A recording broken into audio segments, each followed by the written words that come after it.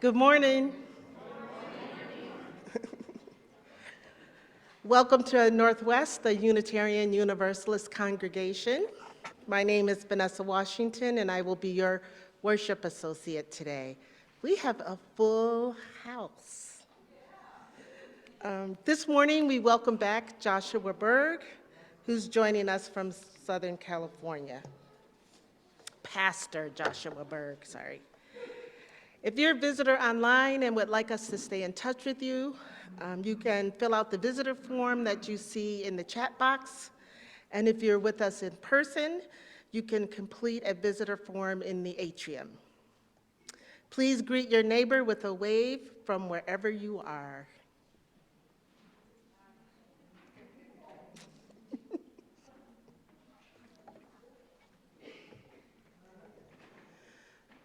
Now let's all take a deep breath and settle into a time of worship before the prelude.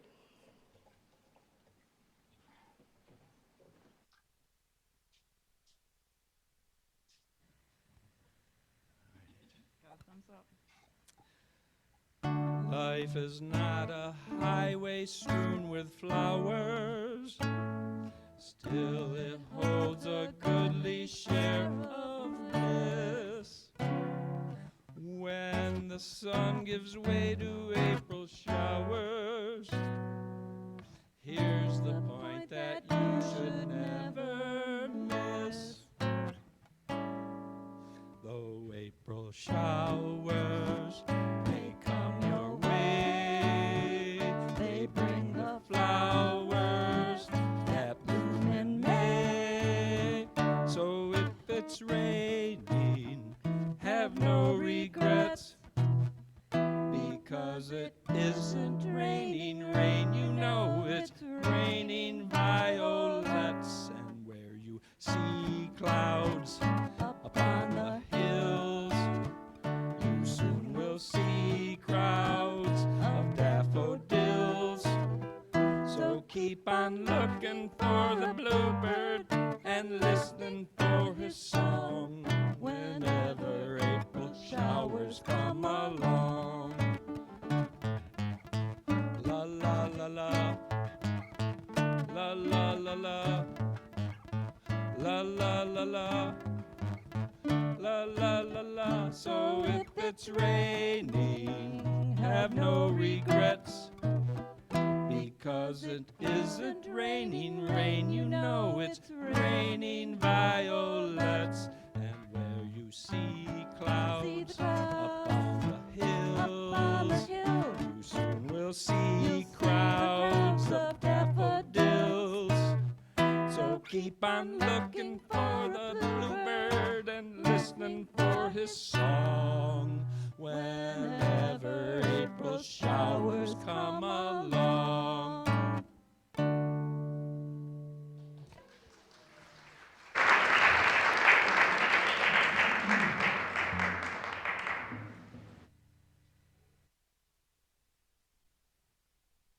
We begin our service, I forgot from my, okay. We begin our service today with a land acknowledgement. We collectively acknowledge that Northwest Unitarian Universalist Church occupies the ancestral, traditional, and contemporary lands of the Anishinaabe, Three Fires Confederacy of Ojibwe, Odawa, and Potawatomi peoples. In particular, the congregation resides on land ceded in the 1819 Treaty of Saginaw. We recognize, support, and advocate for the sovereignty of Michigan's 12 federally recognized Indian nations, for historic indigenous communities in Michigan, for indigenous individuals and communities who live here now, and for those who were forcibly removed from their homelands. By offering this land acknowledgement, we pledge ourselves to justice and repair both with the land and its people.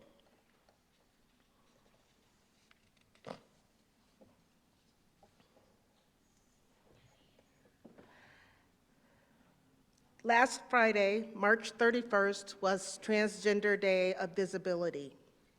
which was founded by local Metro Detroiter Rachel Crandall in 2009 as a way to celebrate trans people while we are still living. As legislators pass harmful laws in states all across the country, and as people of faith and no faith fight back, we want to remind transgender, non-binary families that they are not alone. As Unitarian Universalists, we believe that every body is sacred. We affirm what is true yesterday, today, and every day. Trans people are divine. There is no such thing as other people's children. We join together in fighting for a world in which all of us are free and thriving. We light our chalice this morning to lift up the voices of our transgender, non-binary, Unitarian Universalist siblings with words from Sir Alex Capitan.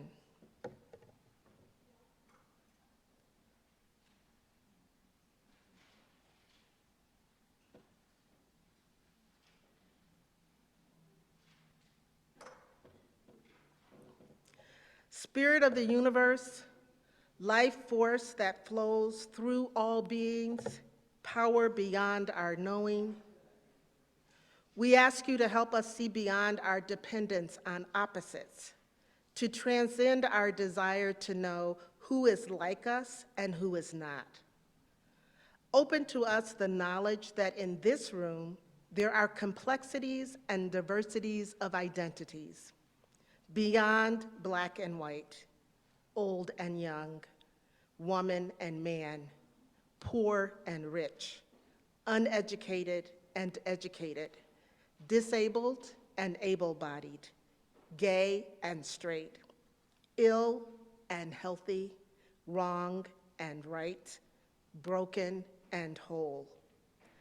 In this room, there are people who embody juxtaposition, who can tell stories written on their bodies about both and neither, who carry intimate pieces of truth that there is no such thing as opposites. Spirit of many names and of no name at all, help us find release from our belief that all things must be either or. This belief that walls us off from one another, ensnaring us in a battle of same versus different. Help us to open our minds, to deeply listen, and to truly know one another, finally glimpsing the kaleidoscopic beauty of the divine.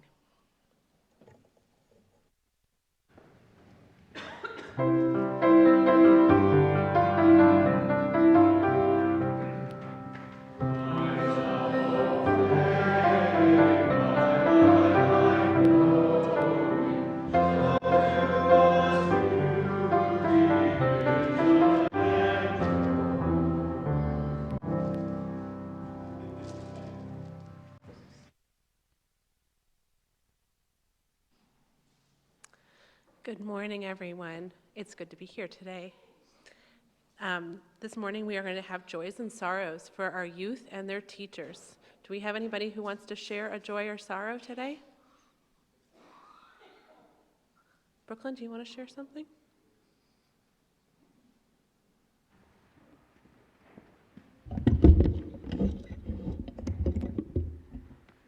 Yesterday I got this unicorn because me and my cousin and my brother, we went to go to the mall and go do Legoland, and then when we did that, then we go get some stuffies, and I got this one, and I got a sloth.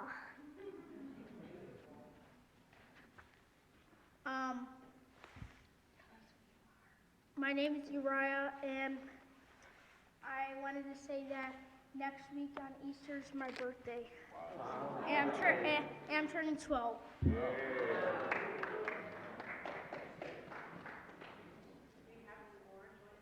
This morning?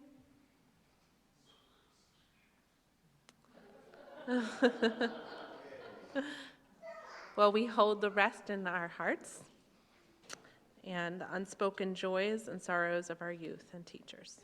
Now we will stand to sing the hymn 361, Enter, Rejoice, and Come In. So you may rise as you are willing or able.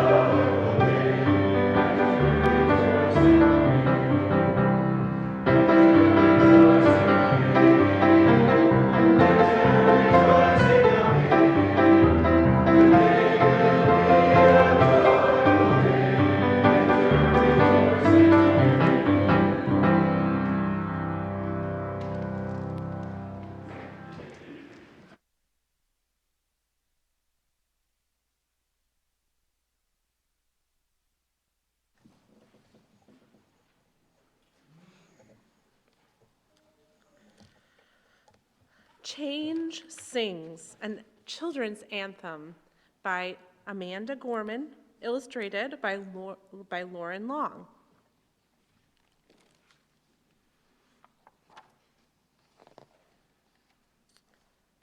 I can hear change humming in its loudest, proudest song. I don't fear change coming, and so I sing along.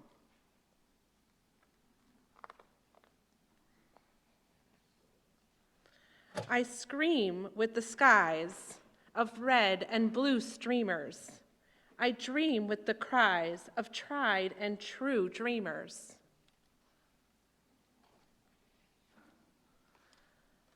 I'm a chant that rises and sings. There is hope where my change sings.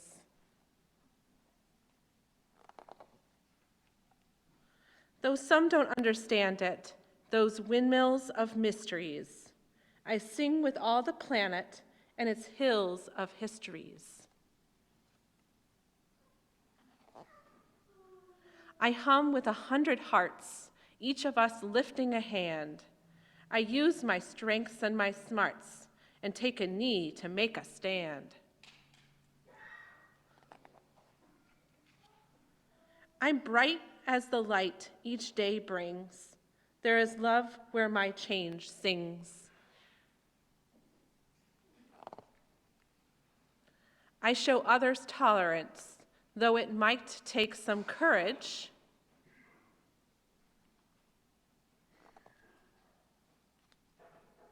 I don't make a taller fence, but fight to build a better bridge. I talk not only of distances from where and how we came.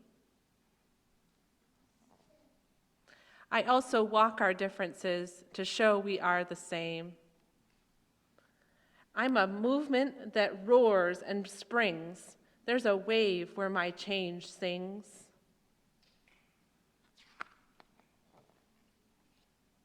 Change sings where? There, inside of me, because I'm the change I want to see. As I grow, it grows like seeds. I am just what the world needs. I'm the voice where freedom rings. You're the love your heart, your bright heart brings. We are the wave starting to spring, for we are the change we sing. We are the world is becoming, and we know it won't be long. We all hear change strumming. Won't you sing along?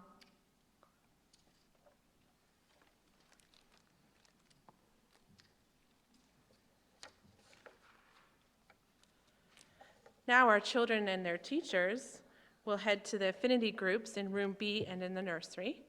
Today we have a coding project that Jason is leading, and it's going to be really fun. And we have some water beads in the nursery. So the children are going, let's see who's going to come up today. How about Colin? Want to do it? Okay. And he will carry the flame of the chalice out of the sanctuary, and we will rise and join and sing together as they go.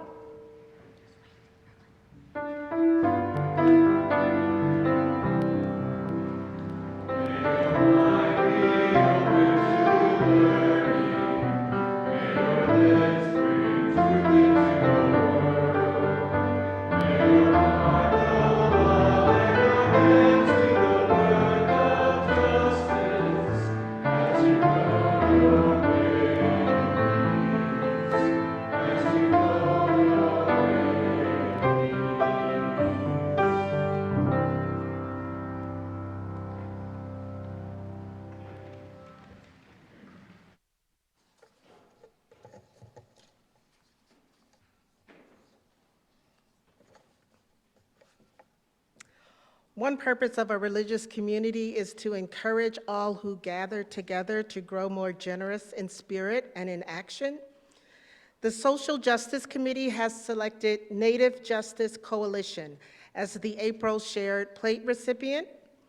The Native Justice Coalition is a platform for healing social and racial justice for all Native American people. Their goal is to provide safe and nurturing platform for Native people based in an anti-oppression framework. They seek to collaborate first and foremost with tribal governments, Native American nonprofits, and other Native American-led community organizations. We have Bronson Herman, the Great Lakes organizer from Native Justice Coalition, to share a few words about their work. He will also be available after service during coffee hour. Bronson, there you are.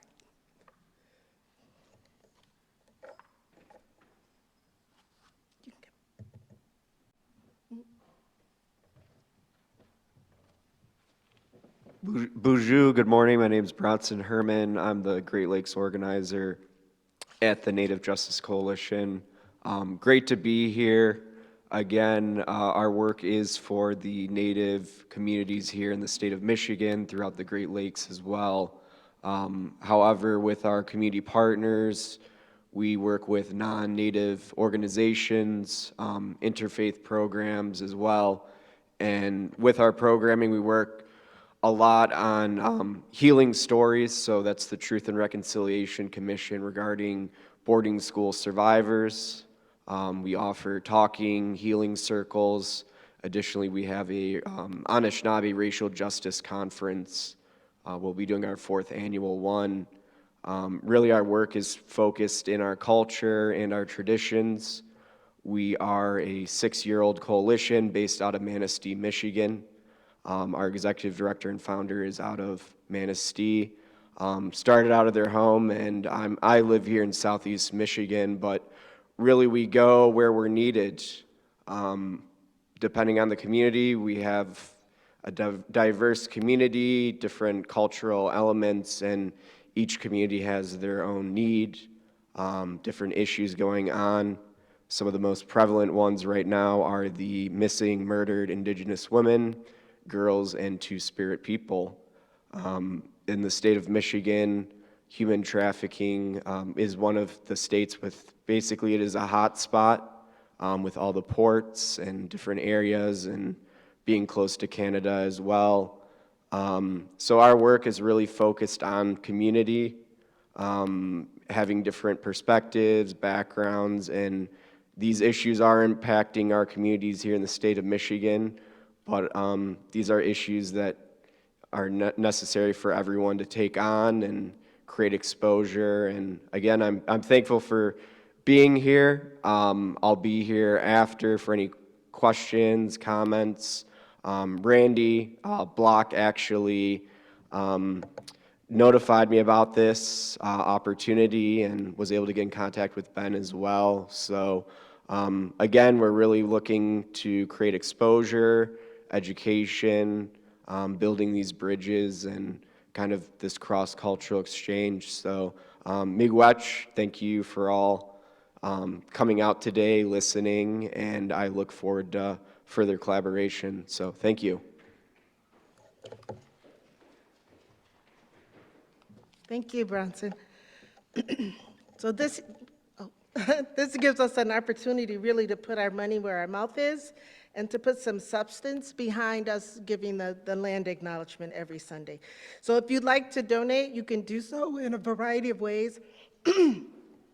That will be visible on your screen, and for those here in person, the basket is being passed.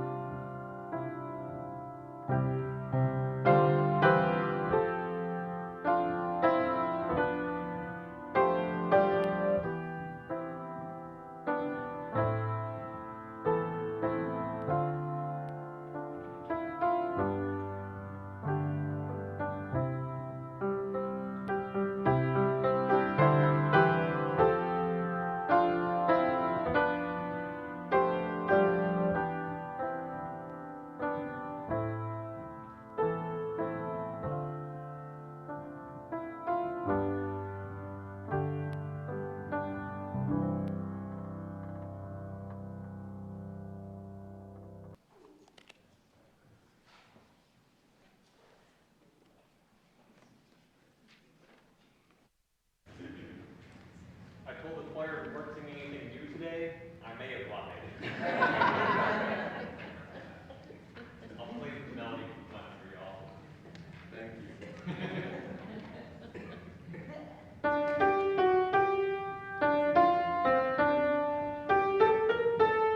Now, come on a second. I'm off. Let's give me a second.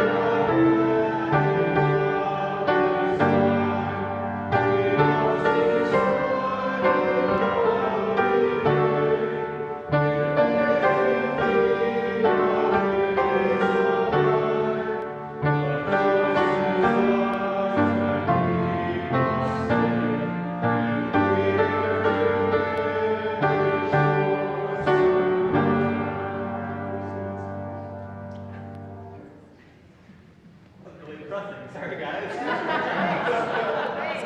That was a little dark. Okay.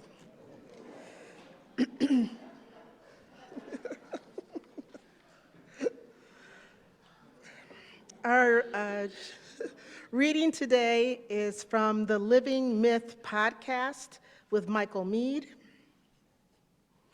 In many traditional cosmologies and mythologies, the moon is considered to be more powerful than the sun. A modern person might argue that the sun is so powerful, it rises every day and fills the world with light, and it makes so many things on earth possible. Not only that, someone might say, but the light of the moon is just a reflection of the light of the sun. But the point about the moon being powerful was not about astronomy or about how things might seem in the clear light of day. The reason the moon was seen to be more powerful was because the moon constantly changes. And since change was understood to be the essence of life, and because each time we see the moon, it is in a different phase, the moon represents change. Whereas the sun appears more or less the same each day, lunar knowledge is an ancient phrase connected to the sense of understanding the nature of change. And since we are living in a period of radical changes in both nature and culture, we are being challenged not simply to change, but also to understand the nature of change. And lunar knowledge would include the sense that things go dark every once in a while, the sense that at times we can only hold on to a sliver of knowledge, and then we have to trust that the sliver could grow in brightness and become some kind of revelation.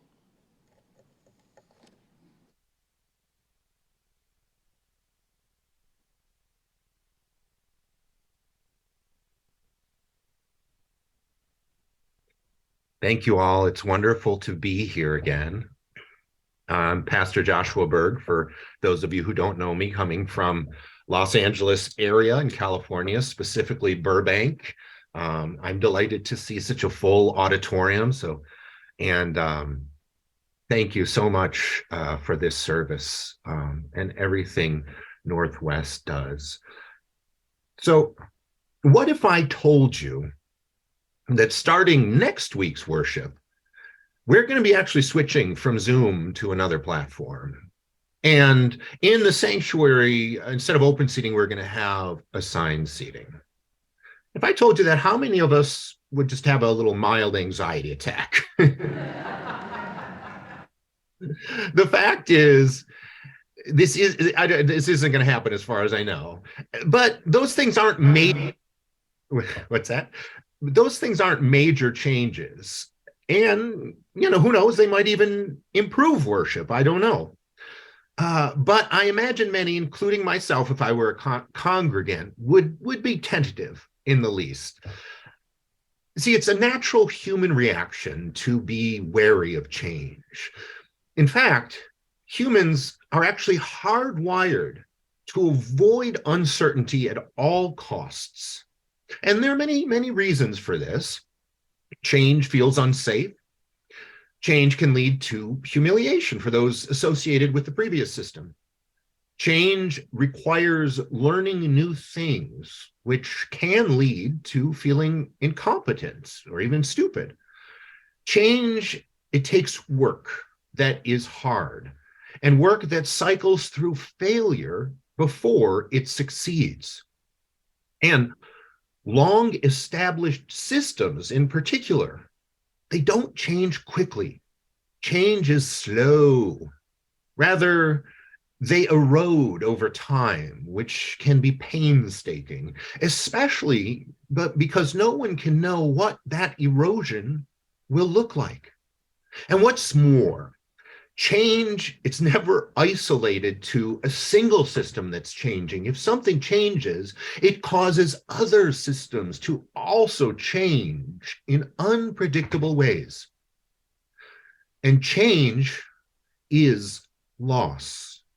Not only must we mourn the loss of whatever is changing, We also experience loss of control, loss of security.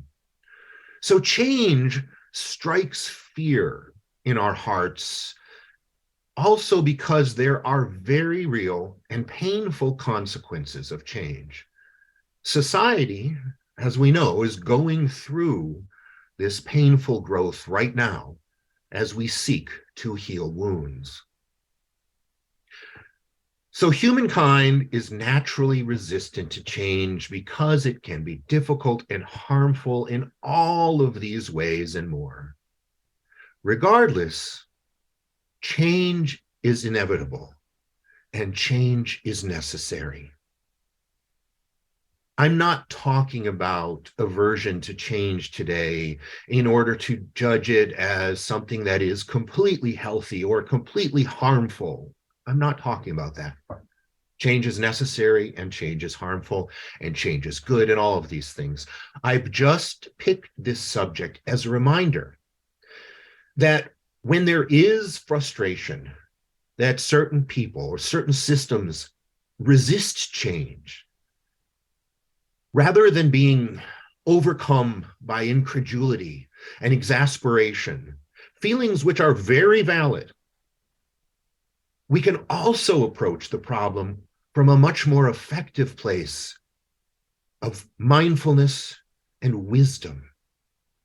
And in the interest of acquiring this wisdom, I'd like to consider two questions. First, so if change is a constant and transformative change is necessary to heal the world, why has it benefited humankind to evolve into change-averse beings? Second, given that the necessity of change is compounded by this natural resistance to change, how can necessary change be realistically facilitated? So one answer to the first question, why it's benefited us to be change resistant, is that resistance to change has been evolutionarily advantageous. In order to survive, we have to trust each other to an extent. Honoring tradition and honoring knowledge that is beyond our scope of awareness prevents us from having to then experiment with new and potentially dangerous things. In other words, avoiding a poisonous plant because the tribe elders know it's harmful, that's life-sustaining. If we were to then experiment with every single poisonous plant, we wouldn't succeed. Eventually, we'd find the one that killed us. Humans, they follow an undocumented psychological and sociological contract, essentially, that includes expectations of giving and receiving between individuals and between the community and the individual and between communities and communities themselves. And we are averse to challenging tradition because tradition often can protect us. But as we know, sometimes absolute adherence to what's been done before, like, for instance, the philosophy of constitutional originalism, it can do harm. We are also change averse because at times, as we know and see today, the fear of outsiders, at times, not today, I'm saying, it was evolutionarily necessary. At one time, leaning towards tribalism kept people alive. Anthropologically, even a single outsider in a group already struggling to survive could disrupt an entire ecosystem, demanding it change for them.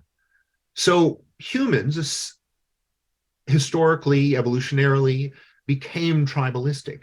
Unfortunately, those same tribalistic instincts can and do lead to hatred and violence, as we know too well. We are also change resistant because we have evolved to rely on assumptions. Our species confronts and navigates a world about which, in the scope of things, we know relatively little. So to fill in the gaps of understanding, we have to make assumptions. Otherwise, the complexity around us would overwhelm us. And with those assumptions, all of our assumptions, comes a feeling of control, comes the opposite of uncertainty, which is certainty. So we do everything to avoid uncertainty, so we make assumptions. And what's more, assumptions allow us to acquire necessary knowledge for survival.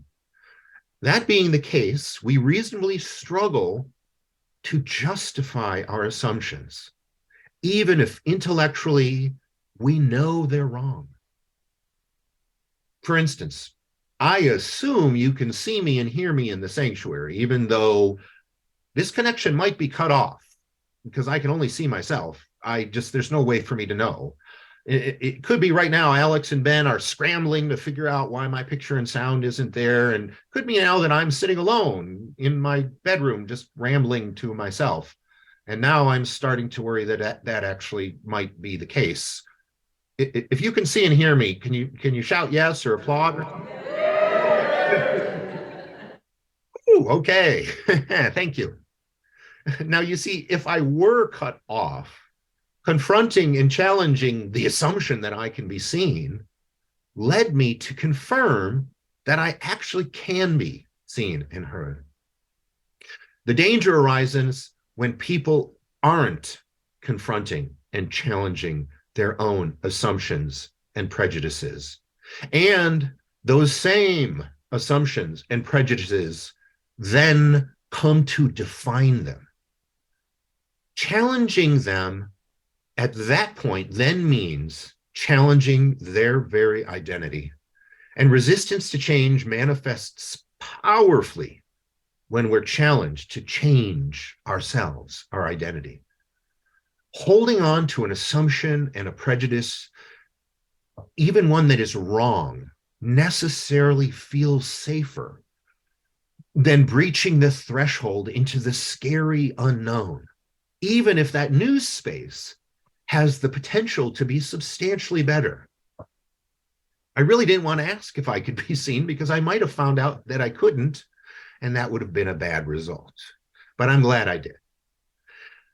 So, and I'm also proud, I'd just like to say that our denomination, with initiatives as you're learning about right now, like Article 2, our Article 2 Study Commission, we are modeling how to healthily risk confronting and challenging our own assumptions, which is absolutely necessary. Ultimately, however resistance to change evolved and however it currently manifests, this resistance to change, this aspect of ourselves, it defines humans, it defines us. In fact, it is arguably the driving force behind the very creation of culture. As we strive for a predictability and for a stability and a certainty to keep us safe, we create norms and values and processes, i.e., culture. And those are established to make survival as likely as possible, which is why we're resistant to change. The suggestion, just the very suggestion of changing an established culture, even for the good, is threatening and it's fearful.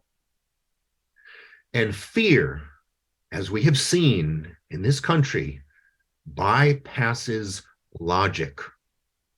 Logic is slow. Fear is fast. When there is danger and the proverbial tiger is pouncing, we're conditioned to act fast to survive and give into emotion in a desperate struggle to avoid being attacked. So in order to confront that resistance to change, to confront our intrinsic fear reaction, what do? Well, let's start from the beginning. I suggest first, let's analyze it biologically. When uncertainty conveys to our physical body that there is a threat, Our limbic system reacts, causing our amygdala to release stress hormones, cortisol, adrenaline. And these hormones cause us to be anxious and fearful, and they even catalyze the fight or flight reaction. Naturally, the opposite reaction can therefore be achieved by lowering cortisol and increasing hormones that cause positive reactions, like oxytocin, like dopamine, and like the number one happiness hormone, serotonin. I bet you can guess how to do that. And I'm not talking exclusively about drugs. You can do it that way. In fact, I do. But I'm talking about exercise. I'm talking about healthy eating habits. I'm talking about seeing a therapist, proper mental health, taking care of yourself, yoga, journaling, taking a bath, aromatherapy, being with loved ones, cuddling a pet. In our hospital at Children's Hospital LA, we have volunteer cuddlers to hold the infants.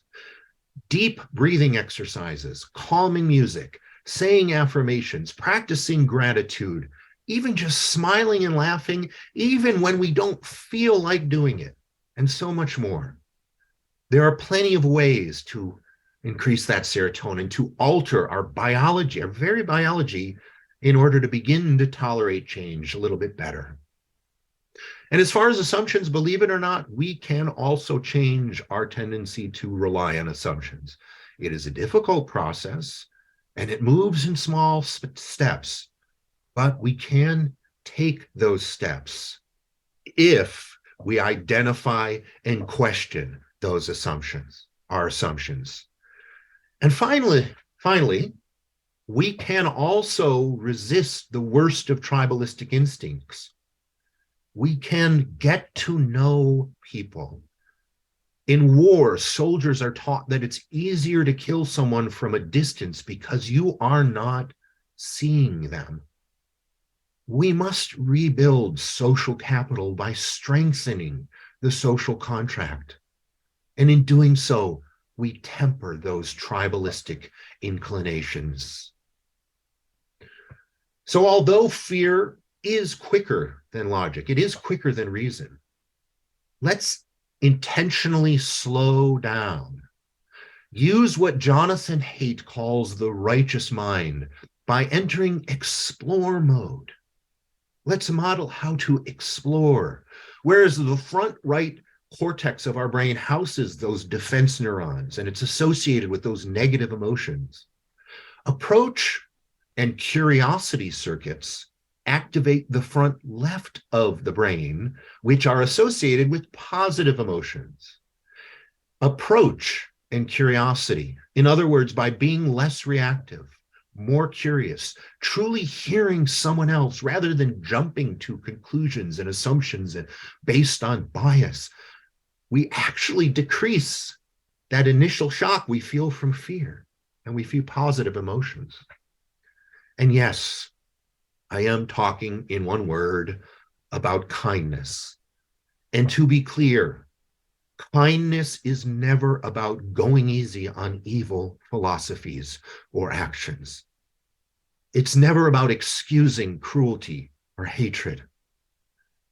I mean the kindness that the brilliant bell hooks talked about when she asked this question: how do we hold people accountable for wrongdoing and yet at the same time remain in touch with each other's humanity enough to believe in the capacity to be transformed? Well, she maintained that we can and should hold wrongdoers accountable, absolutely. But if we meet people using compassionate curiosity from a place of consideration for our mutual humanity, we can do so, hold accountability while still allowing for repair and for growth. So fear may bypass logic, but kindness mollifies fear.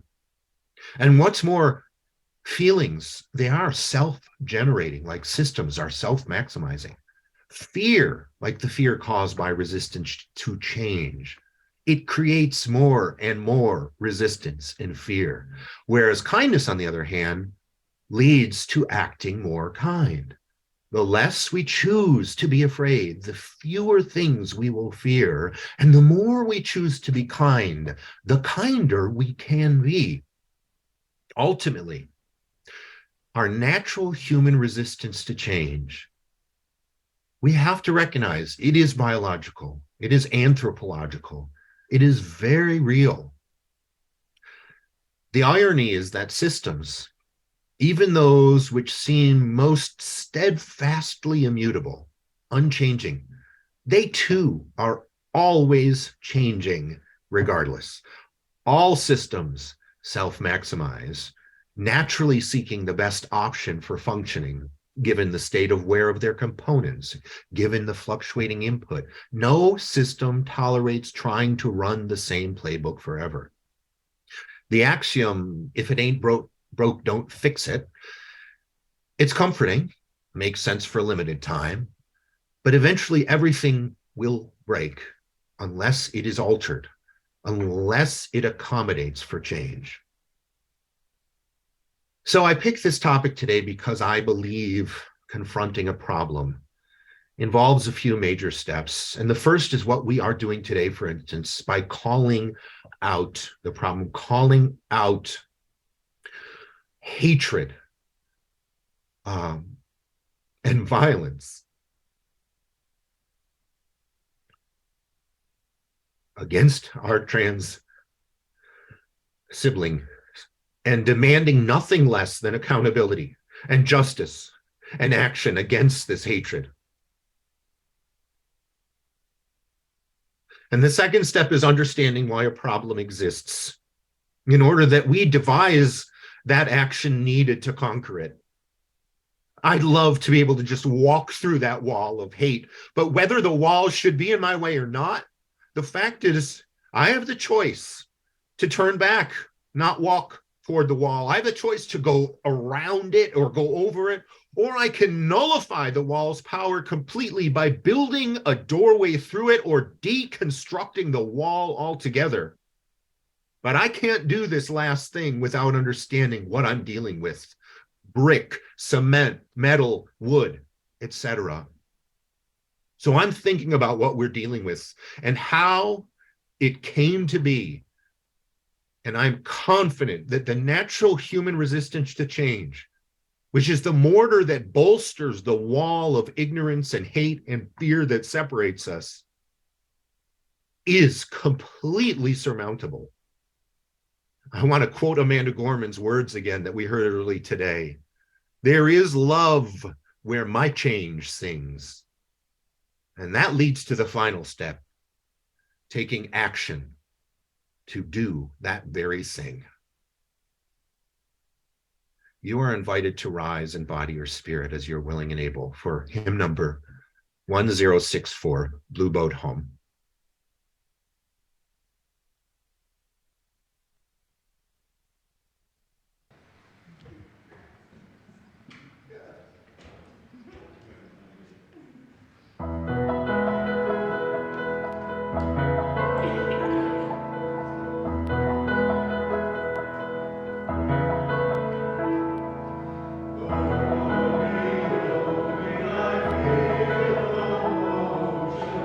Say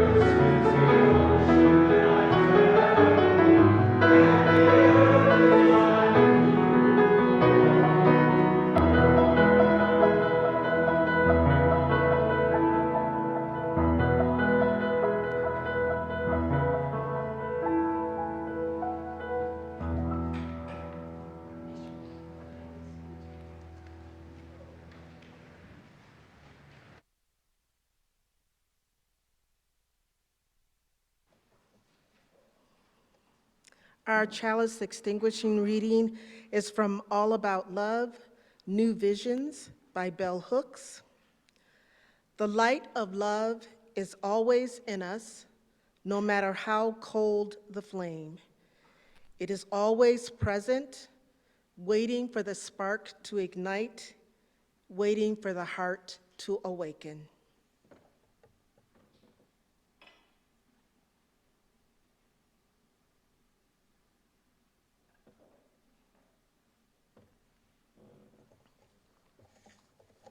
And now I have a couple of announcements. More information about our events and updates, and updates from the Minister's Search Committee are posted in the weekly newsletter and at the website northwestuu.org. First announcement is Coffee Hour. Coffee Hour is being hosted by the finance team. In addition, we have officially met our original Canvas goal of $275,800.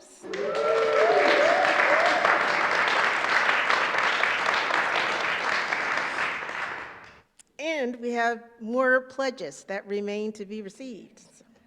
Thank you so much for your generosity and commitment to Northwest. You're invited to enjoy conversation, coffee and tea and snacks in the multipurpose room.